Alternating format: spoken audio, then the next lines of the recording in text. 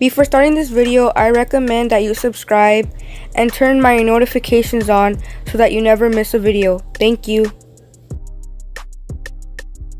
Hey guys, welcome back to another video. Today I'm going to be teaching you guys how to take 3D screenshots like the one you see on your screen right now.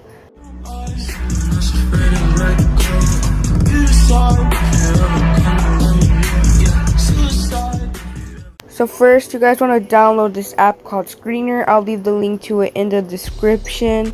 So let's get on with the video.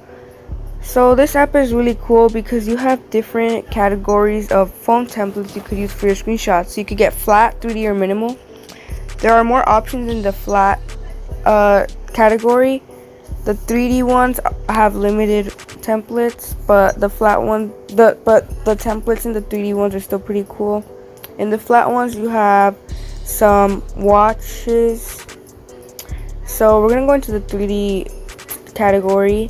To download the templates, you guys just click on whichever one you want, and it should start loading. So right now I have the Google Nexus 5X downloaded. So let's add a screenshot to that. So you guys are going to want to click the plus button on the phone to add your screenshot. So once you guys put in the screenshot you want, it should appear like this. And you have options of adding a glare. You can add a shadow. As you can see, it makes the shadow right there. You could add some blur if you choose a background image. The screenshot could also be horizontally, and the app will automatically make the orientation of the phone horizontal. You can save this as a PNG by clicking color and clicking the transparent button. You could also change the background color to anything you'd like.